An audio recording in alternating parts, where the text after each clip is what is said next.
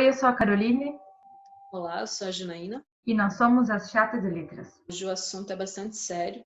Hoje nós vamos conversar um pouquinho sobre o quanto a nossa linguagem, a nossa língua, é bastante racista. E antes disso, eu vou contar uma historinha para vocês, para exemplificar um pouco, para dar início a essa conversa. Quando eu era criança, eu morava numa casa de madeira com janelas venezianas, e essas janelas elas se abriam para fora da casa.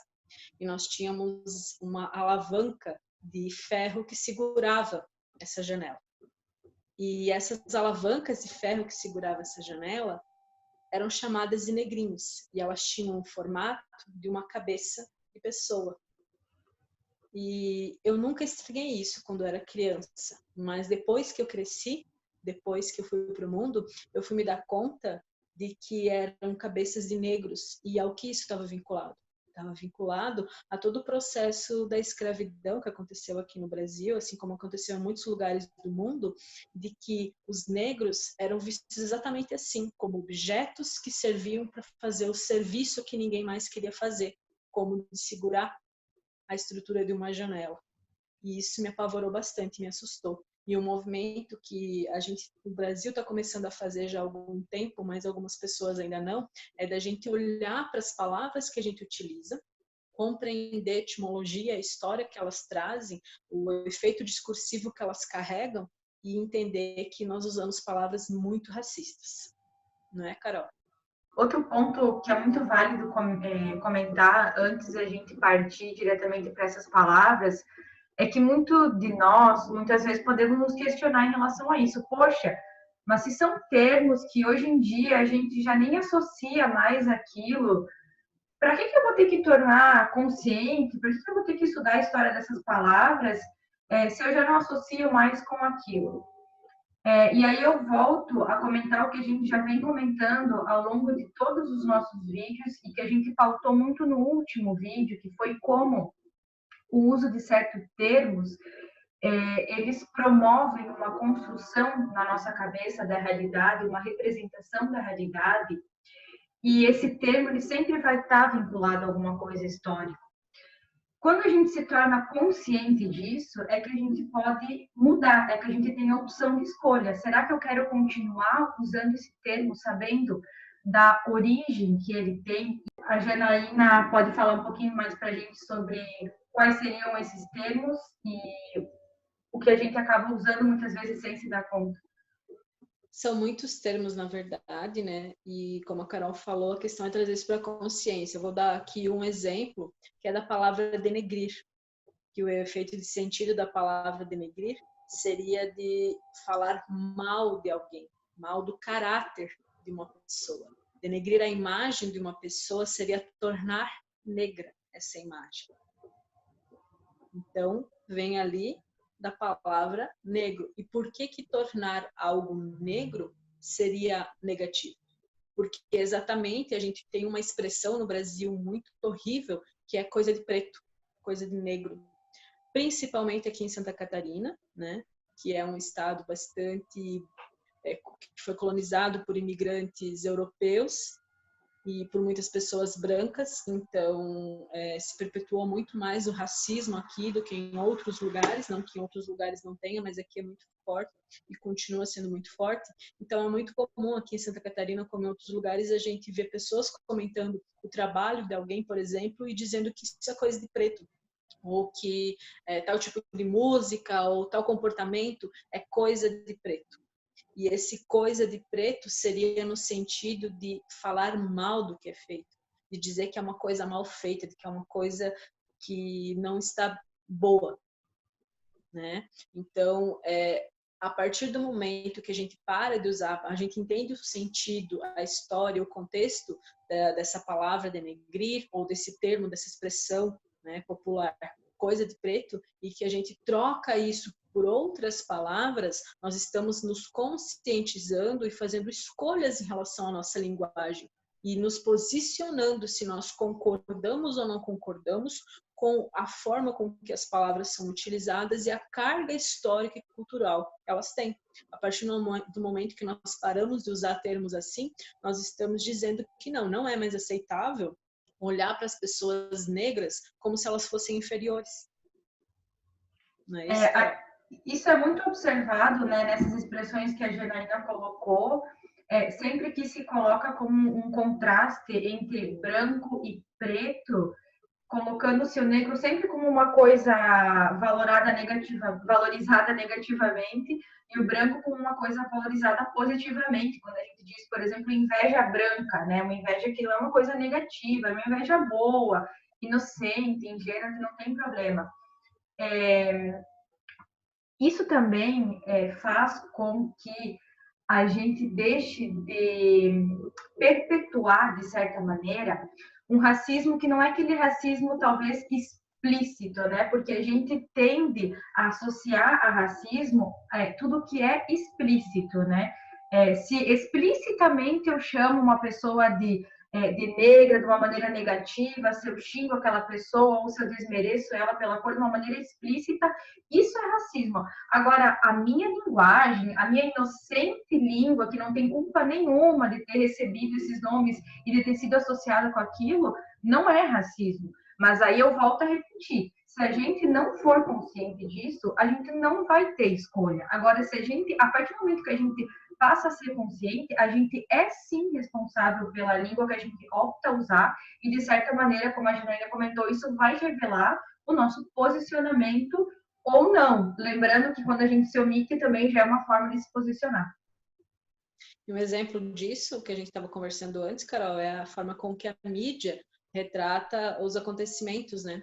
Quando acontece uma situação que envolve um branco ou uma situação que envolve um negro, dá um pouquinho desses exemplos para nós também.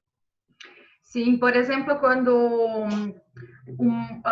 quando pessoas negras são assassinadas violentamente em suas próprias casas, normalmente o que se vê no noticiário é que foram mortos pessoas tal, tal e tal e tal, foi morto, e não se coloca quem os matou, sempre é omitido o sujeito dessa ação. Isso é um recurso muito usado na área do jornalismo para esconder ou então para culpabilizar as pessoas pelos seus atos.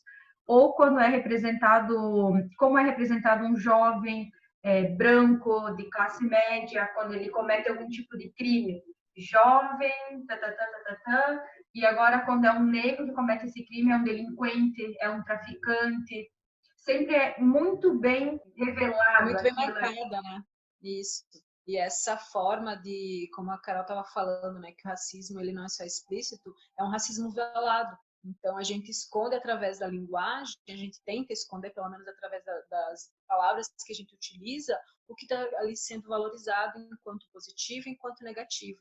E a partir do momento que a gente normaliza isso, que a gente acha que está tudo bem, isso é um problema. E é muito importante a gente falar disso, porque esse momento exatamente que a gente está vivendo historicamente, que é um momento de pandemia, e é um momento em que a gente já vem comentando, né, o quanto as favelas ou os lugares que estão à margem têm uma realidade muito diferente do que os lugares de elite. O que está acontecendo? Aqui no Brasil, a gente teve casos de pessoas negras, de jovens negros, mortos pela polícia, como já acontece periodicamente, de forma naturalizada, o tempo todo, historicamente, certo? Mas aí a gente teve nos Estados Unidos também um assassinato que aconteceu de uma forma bastante forte, que foi de um policial pisando em cima da garganta de um homem negro, mesmo enquanto ele dizia que não conseguia respirar, matou essa pessoa, assassinou, não foi morto, foi assassinado. E isso gerou vários protestos, mesmo em época de quarentena, que as pessoas deveriam estar em casa se protegendo. Isso foi tão forte que as pessoas foram à rua, as pessoas estão protestando nos Estados Unidos, e acabou que aqui no Brasil, a partir disso, as pessoas começaram agora a se movimentar também a fazer protestos. Esse final de semana a gente teve protestos no Rio de Janeiro, em Porto Alegre e em São Paulo. E isso é muito importante que a gente se posicione e proteste. Mas, novamente, eu problematizo aqui o quanto que a gente acabou se chocando muito mais com o assassinato pela polícia de um negro nos Estados Unidos do que dos negros que estavam sendo mortos. Inclusive, aqui a gente teve um menino de 14 anos que foi tirado dentro de casa pela polícia e morto, e a gente não começou um movimento nas ruas por causa disso. É muito importante que a gente faça os movimentos, mas é muito importante que a gente se pergunte por que a vida do negro dos Estados Unidos e o movimento que começou lá fez a gente se movimentar muito mais do que a indignação em relação à morte dos nossos negros, o que mostra que a gente está naturalizando, a gente fica muito pacífico porque é normal, é corriqueiro, e é isso que não pode mais acontecer. A gente não pode mais achar normal utilizar certas palavras, porque por trás dessas palavras tem assassinato de pessoas, tem racismo contra pessoas, tem realmente toda uma carga histórica que precisa, já passou da hora de isso ser exposto e ser modificado. Nesse aspecto também é muito importante a gente ter em conta que quando a gente fala de luta para combater o racismo e a gente ser antirracismo, e quando a gente fala do papel de nós brancos nessa luta antirracista, isso poderia ser um exemplo. A gente começar a olhar para a nossa língua, a olhar para os termos que a gente usa, realmente se fazer consciente disso, porque muitas vezes também o que a gente percebe é que a discussão sobre esses termos, a problematização desses termos choca muito mais do que o assassinato dessas pessoas. E isso é totalmente incabível na sociedade que a gente vive hoje. O fato da gente discutir hoje, eu tenho certeza que tem. Não são muitas pessoas que assistem a gente, mas eu tenho certeza que tem muita gente que assiste e fala, ai meu Deus do céu, o que tem a ver uma coisa com a outra, agora eu não posso mais usar esse termo, agora tudo é racismo. Sim, se você está usando e você é consciente disso, e você tem opção de escolha, você sabe dessa história, e isso acaba te incomodando mais do que as consequências da gente continuar usando esse tipo de discurso e a gente não ser consciente disso, temos um grande problema. Então, é muito importante quando a gente pensa, quando a gente marca esse lugar de nós somos brancas, falando, em que sentido? Ser branco é um lugar de privilégio. Então, a gente não fala com a voz da experiência, a gente fala enquanto aliadas, a gente fala enquanto pessoas brancas antirracistas, antifascistas, a gente fala de um lugar de quem não quer mais que esse tipo de coisa aconteça e que reconhece que muitas vivências, que as nossas vivências são totalmente diferentes e que a gente não quer estar num lugar de passividade, de comodismo em relação a isso. E quando a gente fala de lugar de fala, é muito importante que a gente dê visibilidade à pensadora negra que fala sobre esse termo, que é a Djamila Ribeiro, né? Djamila Ribeiro tem um livro, depois a Carol coloca ali o nome, né? Que se chama Lugar de Fala, que foi a dissertação de mestrado dela, em que ela vai falar exatamente isso, que todos os lugares de fala, eles são marcados. Então, quando uma pessoa, enquanto branca, falo sobre racismo, eu não estou falando do lugar de experiência, de vivência, eu estou falando de alguém que fala de um lugar de privilégio, que olha para isso do lugar de privilégio, que precisa reconhecer esse privilégio estruturante para poder repensar esse lugar, né? Da mesma forma, a Carol também. Claro, por isso que eu acho muito importante nós que temos esse privilégio de ter podido estudar letras, de ter podido estudar língua, de ter entendido essa parte social da língua, enquanto linguistas, também se posicionar e não se omitir nesse momento, sabe? Falar, não, a gente estudou e a gente sabe que esses termos, eles não só vão representar a nossa realidade, como eles também têm essa função de construir e de continuar reiterando certas práticas que estão se materializando nesse discurso.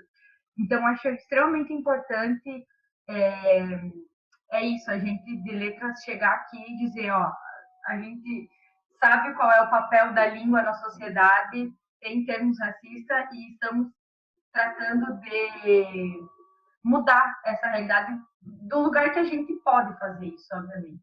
Então, fica aqui a reflexão para vocês. quando a gente fala sobre pessoas sendo mortas, sendo assassinadas, no momento de pandemia, a gente está meio que adormecido em relação a isso, amortecido, porque é muita morte por causa do Covid, é muitas mortes por outras questões acontecendo, é um momento realmente muito turbulento, a gente pensa que vai vir muita coisa ainda pela frente, mas é muito importante que as pessoas estejam acordando e indo para as ruas. Né? Ir para as ruas nesse momento é muito perigoso, mas viver enquanto sendo pessoas negras no mundo é perigoso o tempo todo. Então é muito importante a gente fazer voz junto a essas lutas como pessoas aliadas, como pessoas que têm diferentes lugares de fala. E a gente dá visibilidade e voz. Então a gente deixa vocês hoje aqui com essa reflexão, né? E num próximo vídeo a gente vai convidar algumas pessoas para falar com maior propriedade, com maior lugar de fala sobre esse assunto. Um abraço, então, uma ótima semana. É isso aí, gente. Um abraço para vocês. Até o próximo.